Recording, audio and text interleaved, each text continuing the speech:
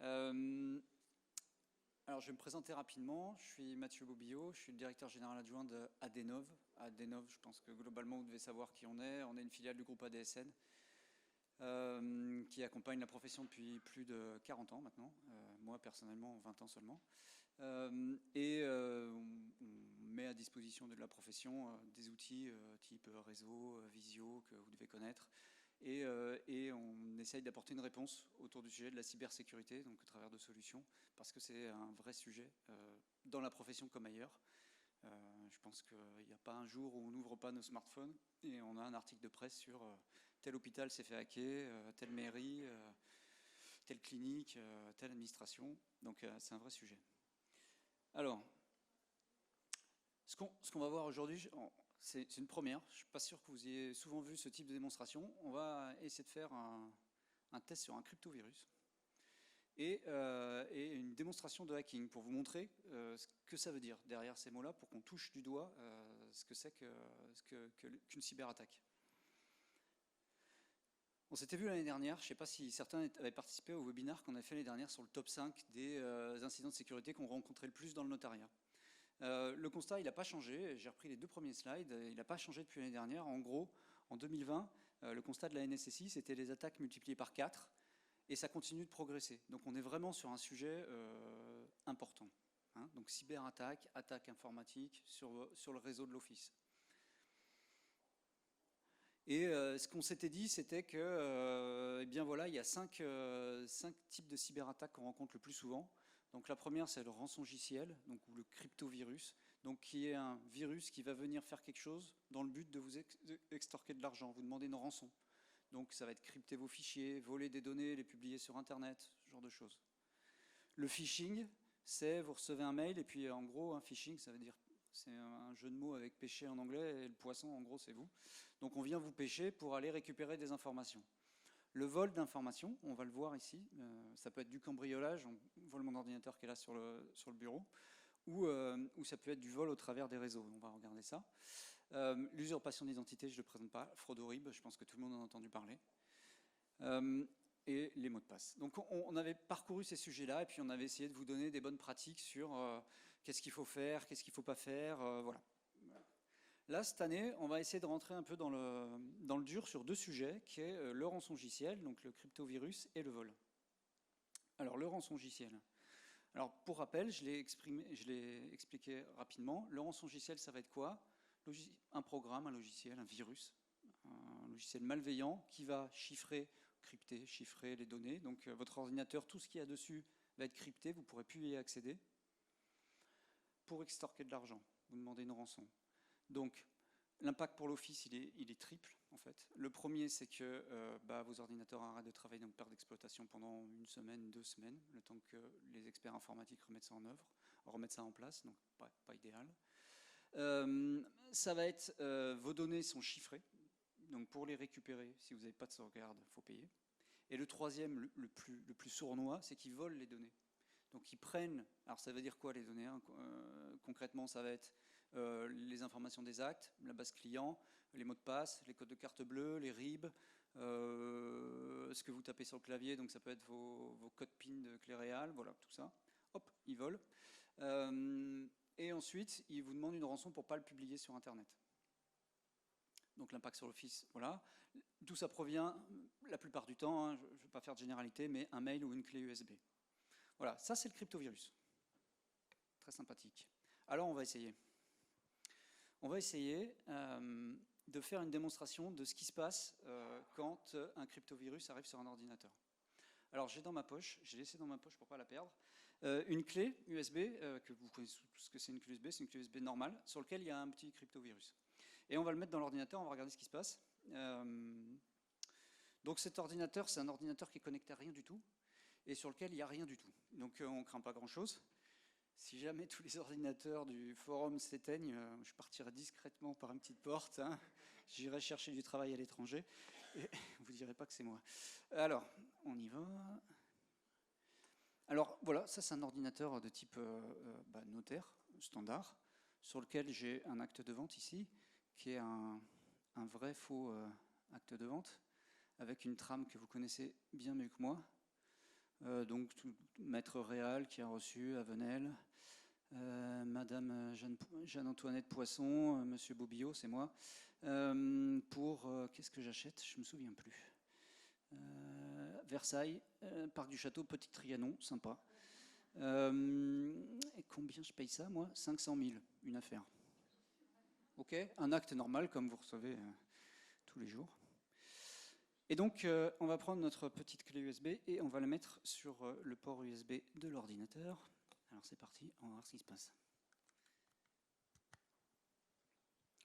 Donc j'ai récupéré cette clé USB, c'est mes enfants qui me l'ont donnée, ou un client, voilà, il y a tout un tas de choses qui se lancent, on ne comprend pas bien ce qui arrive, et puis bing, ça a été très vite. Alors qu'est-ce qui est marqué là? On découvre ensemble, votre ordinateur a été affecté, vos fichiers sont désormais cryptés. Le mot officiel c'est crypté, c'est chiffré, mais bon, on dit souvent crypté.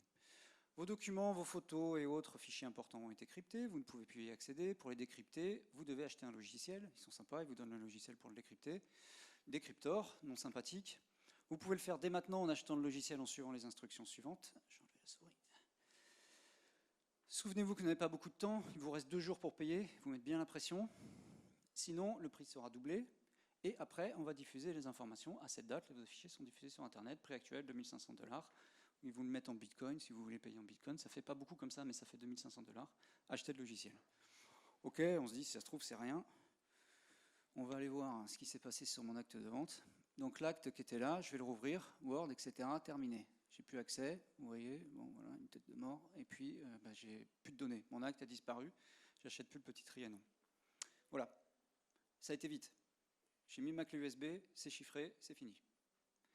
Donc, ces logiciels-là ont la bonne intelligence de venir se répliquer sur tous les ordinateurs de l'Office. C'est pour ça que là, c'est tout fermé.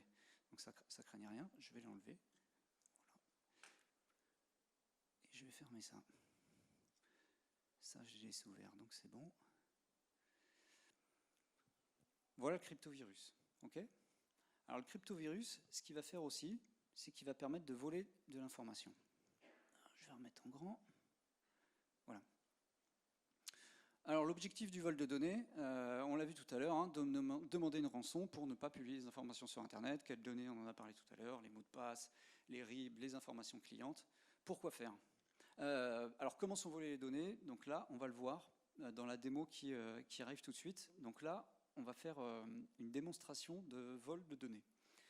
Alors comment ça marche? Alors je ne sais pas si vous voyez, sur ma table j'ai 2 ordinateurs. Donc j'ai celui-là qu'on a vu tout à l'heure qui est l'ordinateur type notaire. Et puis à côté, j'ai un autre ordinateur qui est un ordinateur avec des outils de hacker dessus. Des vrais outils de hacker. Et là j'ai un petit appareil qui me permet de passer d'un écran à l'autre. Donc là je suis sur l'ordinateur du notaire. Et quand j'appuie sur ce bouton-là, je passe sur l'autre ordinateur, donc c'est pour la démonstration, ça met quelques secondes, sur l'ordinateur du hacker qu'on reconnaît globalement assez bien. Hein, vous voyez la différence avec la Marianne, globalement c'est visuel. Donc, l'idée c'est de se dire, le cryptovirus, tout à l'heure quand j'ai mis la clé, non seulement il a chiffré, crypté des fichiers, mais en plus il a monté ce qu'on appelle une backdoor, donc un chemin entre l'ordinateur du hacker et l'ordinateur du notaire. Côté notaire, on n'a rien vu. Par contre, côté hacker, ça a ouvert une porte. Qu'est-ce qu'on va pouvoir faire avec cette porte? Eh bien, on va pouvoir jouer. C'est parti. Donc là, je suis sur l'ordinateur du hacker. J'ai ici, alors c'est pas très visuel, hein. J'ai ici des petites commandes et je vais en passer une qui va me permettre, vous allez voir, de capturer ce qui se passe sur le clavier, sur l'autre ordinateur. On va faire le test tout de suite.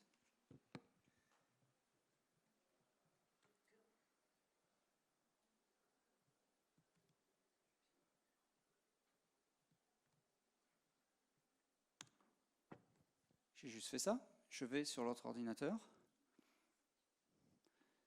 Je vais lancer un petit quelque chose qui me permet d'écrire du texte, comme si je voulais écrire un mail.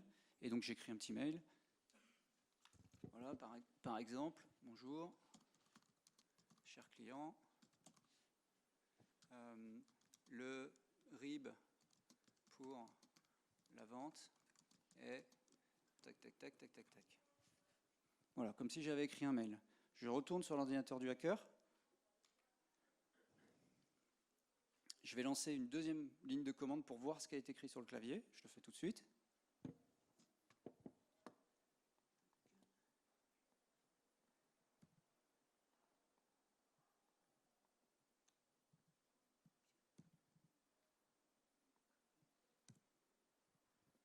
Et là, je ne sais pas si vous le voyez, sur sa ligne de commande est marqué ici « Bonjour cher client, passage à la ligne, les RIB pour la vente et le… » Donc sur le deuxième ordinateur, qui peut être en Russie, par exemple, ce que vous avez tapé sur votre clavier est parti. Vous n'avez rien vu. Alors qu'est-ce que vous tapez sur votre clavier? Tous vos RIB, tous vos mails, tous vos dossiers clients, le code PIN de votre clé réelle, ça part. Assez simple. Alors allons un peu plus loin. Qu'est-ce qu'on peut faire d'autre comme attaque? Qu'est-ce qu'on a derrière? On va ici pouvoir ouvrir un bloc-notes, c'est-à-dire un texte qui va s'afficher sur l'écran du notaire pour lui faire peur, pour lui montrer qu'on a accès. Donc je lance cette commande-là. Alors je vais juste fermer ça. Toc. Enregistrer. Excusez-moi. Donc je lance la commande où je suis. Voilà. Et je vais sur l'autre ordinateur et j'ai un bloc-notes qui est apparu avec « je vous vois ». Ça aurait pu être n'importe quel autre texte. Mais en gros, vous êtes sur votre ordinateur et d'un seul coup, hop, vous avez ça qui apparaît. Je vous le fais. Je referme ici. Je le relance sur l'écran du hacker. Et vous avez ça qui apparaît. Donc ça pourrait être « je vous vois », mais vous devez payer la rançon très vite, etc. Donc là, vous dites « je ne suis plus tout seul dans l'office, là, qu'est-ce qui se passe ?» On continue. Je bascule sur l'écran du hacker. Allons un peu plus loin. On va jouer avec votre écran. Donc je vais sur mon écran, je me perds dans mes souris. Je vais sur mon écran du notaire où on était tout à l'heure, je vais le remettre, lancer l'acte qui est chiffré, voilà celui-là, avec la belle tête de mort. Je retourne sur l'écran du hacker et je vais venir capturer ce qui se passe sur l'écran, c'est-à-dire faire une copie d'écran. Donc là c'est juste l'acte chiffré, mais ça pourrait être autre chose. Et donc je vais lancer cette ligne de commande, capture écran, c'est assez simple.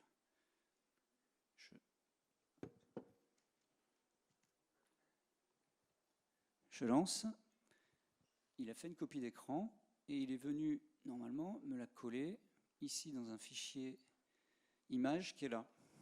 Donc j'ai récupéré le contenu de l'écran. Pareil, côté notaire, on n'a rien vu. On a juste, on ne sait pas ce qui se passe et l'écran part. Côté hacker, en Russie. Alors ça c'est bien, mais on peut aller encore plus loin. On peut aller capturer l'écran en live, c'est-à-dire voir tout ce qui se passe, les mouvements de la souris, etc. Donc j'ai une autre ligne de commande à taper, copier, je le colle là, entrée. Et là ce qui se passe, c'est que plutôt qu'avoir une simple image qui s'affiche, je vais avoir, je dézoome, là j'ai l'écran en live, c'est-à-dire que si de l'autre côté, sur l'autre ordinateur, je viens bouger la souris, enlever le document, rouvrir un petit bloc-notes, taper quelque chose, eh bien, le hacker, sur son écran, voit tout ce qui se passe sur votre écran. OK ? Donc là, c'est pratique aussi pour récupérer toutes les informations, tout ce qui se passe dans l'Office. Dernière étape du hacking, pour vous faire encore un petit peu plus peur, c'est le capture de la webcam. Alors, pour faire ça,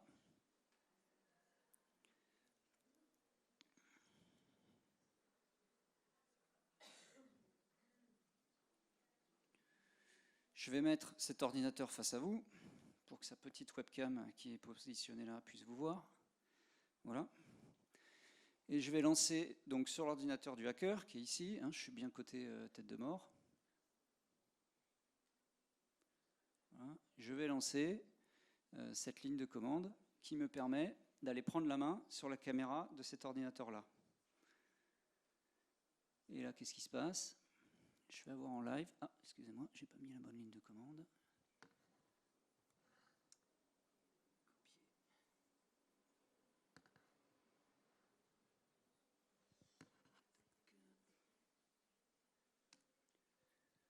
Voilà, je reprends mon fichier. Normalement… celui-là. Voilà. Et donc, je vais dézoomer.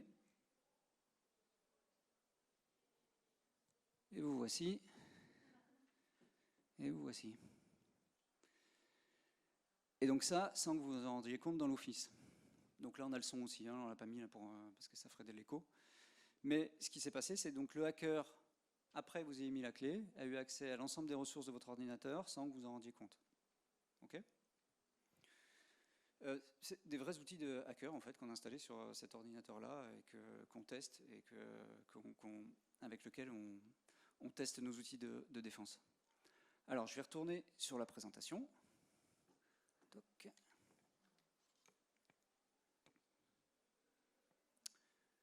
Pour faire une petite synthèse de ce qu'on s'est dit. Ok. Alors, démonstration du hacker, on a fait.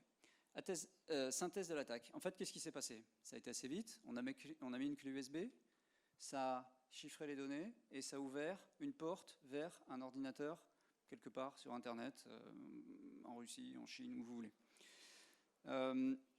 On a pu voler les informations qui étaient saisies sur le clavier. Donc tout ce qui était tapé sur le clavier remontait automatiquement jusqu'à l'ordinateur du hacker. On appelle ça un keylogger en informatique. On a pu voler les informations qui étaient affichées sur l'écran en faisant soit des captures d'écran, soit un live écran. On a pu enregistrer la webcam pour savoir ce qui se passait dans l'Office. Donc on vous écoute dans l'Office et on vous voit. Et quelles informations peuvent être volées? J'en ai parlé tout à l'heure. Hein, les mots de passe, numéro de carte bleue, code PIN de clé réelle, vos mails, les appels de fonds. Alors pourquoi c'est intéressant les appels de fonds? Parce que c'est à ce moment-là souvent que se déclenchent les attaques au FORIB. C'est-à-dire au moment où vous faites un appel de fonds vers un client, eh bien le client va recevoir un second mail avec en fait mon RIB c'est pas celui-là, c'est celui-là.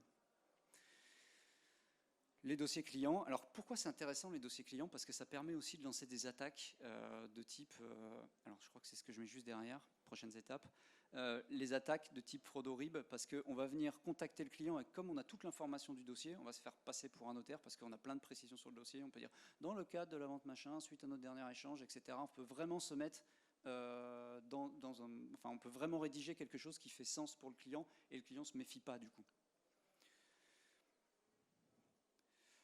Alors, un exemple récent, je n'ai pas pu m'empêcher, j'ai préparé cette présentation la semaine dernière et il y avait encore un reportage, j'ai échangé avec l'un d'entre vous tout à l'heure sur le stand. Il y a encore un reportage ce matin sur France Info sur ce cas-là, je pense que vous avez entendu parler, c'est l'hôpital de Corbeil-Essonnes. À l'hôpital de Corbeil-Essonnes, qu'est-ce qui se passe? En fait, ils ont été attaqués par un cryptovirus. Vous voyez, là, c'était l'article dans le Figaro le 2 septembre, donc ça a dû arriver un peu avant, le temps que ça arrive dans la presse. Et qu'est-ce qui s'est passé? Arrêt d'exploitation. Alors, arrêt d'exploitation pour un hôpital, ça veut dire quoi? Ça veut dire que les urgences a mis régime et ils ont tout passé papier. Tout passé papier. C'est-à-dire qu'ils sont revenus à la fiche Bristol. J'écoutais ce matin aux infos, le stock dans la pharmacie de l'hôpital à la fiche Bristol, les comptes rendus de rapport des patients sur cassette qu'ils envoyaient ensuite à l'extérieur pour que ça soit ressaisi en 1990. Ça, c'était le 25 septembre, donc c'était ce week-end. Une information, vous l'avez peut-être entendu, les hackers ont commencé à diffuser de l'information. Ils ont demandé 1 million d'euros. L'hôpital de Corbeil-Essonnes a dit « je ne paye pas ». Et donc, ils ont commencé à diffuser de l'information hautement confidentielle sur des dossiers patients-clients, avec tout un tas de choses moches sur cancer, suite naissance, etc., qu'ils ont commencé à diffuser. Et comme ils sont malins, donc c'est le groupe Logbit 3.0, ils ont diffusé qu'une partie des données. Ils n'ont pas tout diffusé encore, juste pour bien mettre la pression. Voilà, bon, donc pour l'instant on en est là. Donc c'est des vrais cas malheureusement qui existent et qui sont pas terribles. Alors, comment se protéger? Là, ce que vous avez vu, on connaît tous l'antivirus, ça fait des années qu'on travaille avec ça. L'antivirus c'est bien, mais en fait l'antivirus il va chercher un virus sur un fichier. Et là, vous avez vu, on n'a pas joué avec des fichiers. On a eu un comportement sur l'ordinateur, on est venu activer la webcam, on est venu capturer le clavier. Donc on est venu faire une action sur l'ordinateur qui normalement n'a pas lieu d'être. Mais ça, l'antivirus, il ne voit rien passer. Vous avez vu là, l'antivirus en l'occurrence qui est sur l'ordinateur type notaire, il n'a rien vu passer. Et donc l'antivirus, malheureusement, à date, ne suffit plus. Ce qu'il faut, c'est être dans une logique de détecter les comportements suspects. Donc on a une nouvelle étape dans la défense contre les cyberattaques, c'est-à-dire qu'on n'est plus là sur le simple antivirus comme on connaissait depuis des années, on est là sur la détection de comportements qui ne sont pas normaux sur une utilisation habituelle d'un ordinateur. Donc voilà, on est sur quelque chose de nouveau. Alors, il existe des solutions. Je vais aborder une, forcément celle que je connais, qu'on commercialise. Déjà la première, je vous en ai parlé l'année dernière, c'est le fait de sensibiliser les collaborateurs. Ce qu'on est en train de faire là, c'est vous montrer. En fait, l'objectif de cette présentation, c'est vous dire, vous avez vu, c'est simple. Ça va vite et c'est simple. Vu côté hacker, hein, c'est de se mettre un peu de l'autre côté et pas juste voir le cryptovirus comme où on ne sait pas trop ce que c'est dans la presse, mais moi je ne suis pas concerné. C'est vraiment quelque chose de simple. Donc la sensibilisation est importante. Et puis des outils du type de celui qu'on commercialise qui sont des systèmes d'alarme. Un peu, c'est comme à la maison où j'ai des détecteurs un peu partout dans la maison qui vont venir détecter un comportement anormal, quelqu'un qui passe par une fenêtre alors que normalement c'est fermé, etc. Et bien là, sur la partie cyberprotection, les mécanismes qui sont mis en place maintenant permettent ça. Donc permettent de se protéger notamment contre un cryptovirus, une accession à distance sur l'ordinateur de l'office pour faire des actions qui ne sont pas normales. Et globalement, ce qu'on avait déjà dit l'année dernière et ce qu'on redit, ce qu'on redira à chaque fois, restez pas seul. L'informatique, c'est compliqué. Les cyberattaques évoluent. C'est de plus en plus complexe. Tous les 6 mois, tous les mois, enfin, on a vraiment des types d'attaques qui changent. Et donc, il faut pas que vous restiez seul avec ces problématiques-là. Donc, entourez-vous d'experts sur ces sujets-là, que ce soit nous ou d'autres. Voilà, j'ai fini. Je suis dans le timing. Si vous avez des questions, je suis disponible. On est aussi sur le stand si vous avez des questions. Je vous ai mis les coordonnées l'ingénieur d'affaires ou notre service client si vous connaissez. Est-ce que c'était clair? C'était une première fois, j'espère pas trop technique. Ça a permis de voir sans que ça soit technique. Est-ce que vous avez des questions, des remarques, des choses qui n'étaient pas claires que vous voulez compléter? Oui?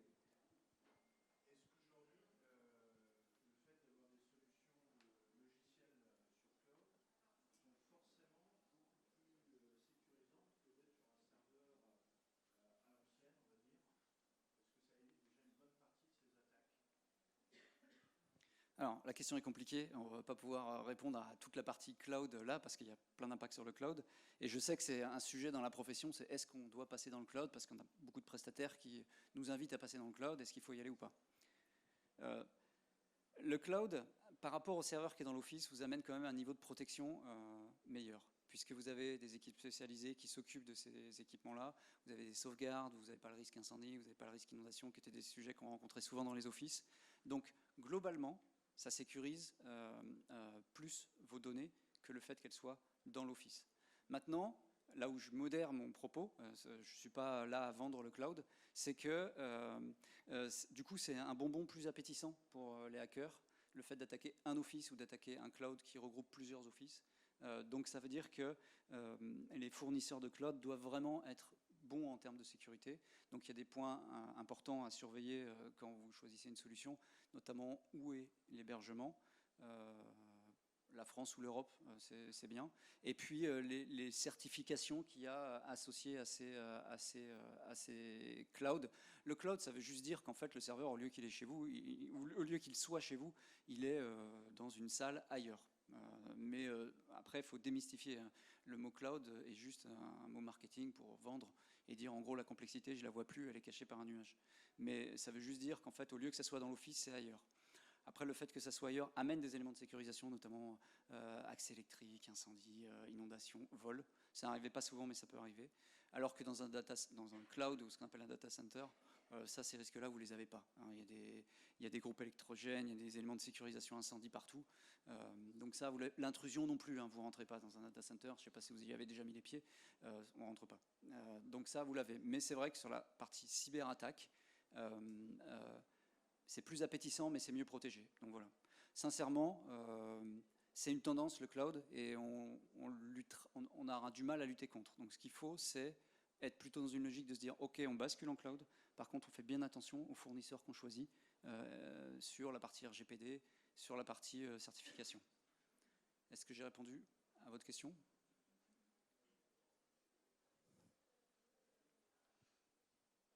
vouliez rebondir, allez-y.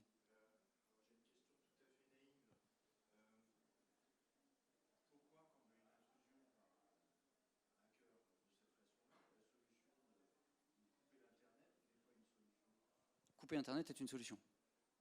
Couper Internet est une solution. D'ailleurs, sur les outils qui sont mis en place, quand il détecte sur un poste une intrusion, il va l'isoler du réseau, automatiquement. Donc, couper d'Internet est une solution. La problématique, c'est d'arriver à détecter que le hacker est rentré.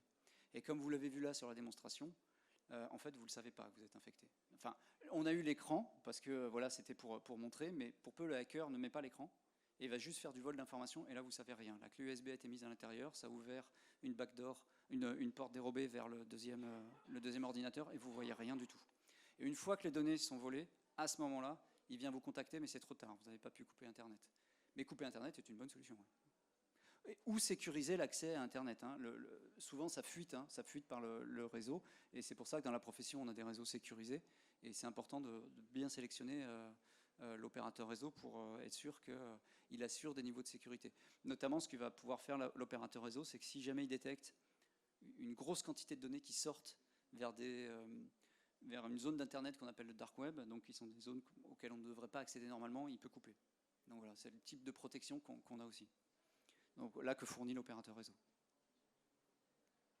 Donc j'ai pas brossé tous les types de cyberattaques, parce qu'il y en a énormément, mais c'était pour les deux plus fréquentes qu'on voit, et puis bien vous sensibiliser sur la partie clé USB, importance de s'équiper, de s'outiller et de s'entourer de prestataires.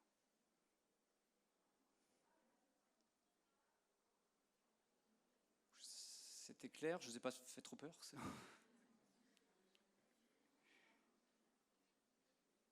C'est bon, merci. Oui, une dernière, allez-y, ça fait plaisir.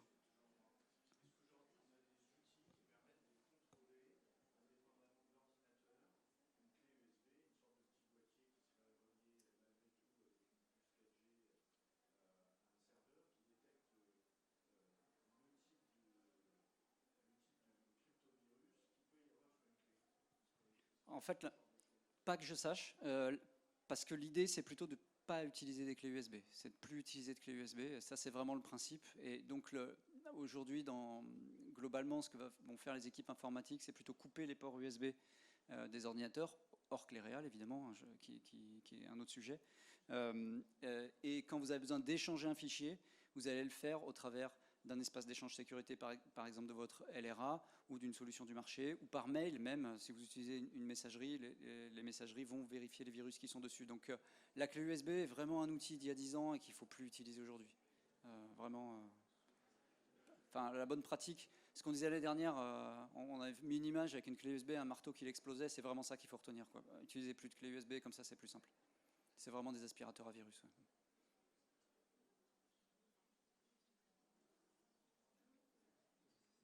C'est bon? Merci. Oui, une question. On y va. Oui. En fait, ça déclenche un chiffrement, donc ça va crypter les... Ah, l'offre que je parlais avant. Je vais enlever le micro peut-être. Oui, alors, sur l'offre dont on parlait avant, en fait, l'idée, c'est comme un... Voilà, c'est ça. En fait, c'est comme un système d'alarme de la maison. C'est-à-dire qu'on va détecter un comportement anormal, type ce que je viens de faire en jouant, en déclenchant des webcams, etc. Ça va venir monter une alerte à une équipe qui est située en France à Toulouse. L'équipe va analyser ce qui se passe, à certains éléments pour accéder au log, pas aux informations de l'ordinateur, au log, donc ça veut dire qu'est-ce qui s'est passé, qui a accédé, qu'est-ce qu'il a fait, etc.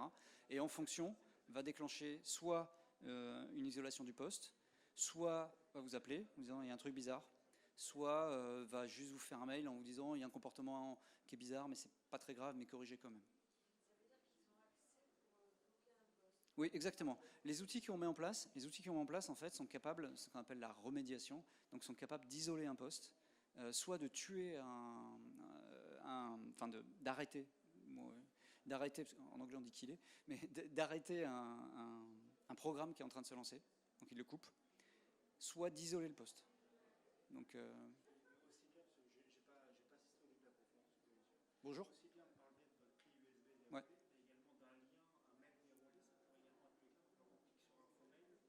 Oui, que vous cliquez sur un lien et vous téléchargez une pièce jointe, vous pouvez être infecté par un cryptovirus. Oui. Ouais. Tue l'antivirus. Tue le cryptovirus. Le cryptovirus. Tue le cryptovirus. Non, non, gardez les antivirus. Tue le cryptovirus. Exactement, exactement. Il y a deux points. Il y a un sur les comportements anormaux. Il y a de toute façon une alerte qui remonte. Et sur les cas qu'on a vraiment identifiés, qu'on connaît, on tue automatiquement le processus, on isole le poste et on alerte. Donc ça, c'est des points. Alors, en fait, euh, c'est toujours un jeu en fait entre où c'est qu'on met le niveau de sécurité et où c'est qu'on vous laisse travailler. C'est-à-dire que si à moins de comportement normal, on coupe l'ordinateur, si un jour, je sais pas quoi, vous allez sur un site sur lequel vous n'êtes jamais allé, ou il y a un prestataire qui est en train de faire une installation, c'est quelque chose qu'il n'avait pas fait, qui n'était pas fait régulièrement, on va vous couper le poste. Donc c'est un peu pénible. Donc il faut qu'on arrive à trouver le bon équilibre entre on coupe automatiquement ou il y a l'intervention d'un humain qui vient couper. Donc voilà. Mais en tout cas, sur tout ce qui est cryptovirus, on coupe. Il n'y a pas de doute. C'est automatique. Alors, vous avez les deux différents niveaux de réponse. Soit c'est automatisé sur des scénarios qu'on a définis, soit c'est une équipe qui prend la main, qui décide et qui coupe. Voilà, on fait les deux. Et qui alerte à ce moment-là, enfin qui vous prévient. C'est pas du H24 à date. Aujourd'hui, on le fait sur les heures ouvrées des offices. Par contre, on supervise tout ce qui se passe en H24. Par contre, les hommes sont là de 8h du matin à 18h le soir, si je ne veux pas dire de bêtises. On réfléchit à le passer en H24, ça dépend aussi de ce que nous demande le terrain. Mais on a certains offices qui nous demandent le H24. Par contre, en termes de coût, non, mais la problématique, c'est quand vous passez en H24, il faut des gens la nuit, il faut de l'astreinte, et c'est un coût très important. Et du coup, il faut voir, faut qu'on reste sur quelque chose qui est abordable en fait en termes de coût. Là, la solution, il y a quelque chose comme 14 € par poste, et plus vous en prenez, moins c'est cher. Donc, on reste sur quelque chose qui est abordable. On considère qu'on reste sur quelque chose qui est abordable par rapport au service. En passant en H24, on risque de multiplier les coûts. Bon, à voir. Exactement, vous avez une équipe, vous avez un logiciel qui est français certifié par la NSSI, l'Agence de sécurité des systèmes d'information, et vous avez une équipe qui est basée à Toulouse, une équipe de cyberhackers qui surveille ce qui se passe.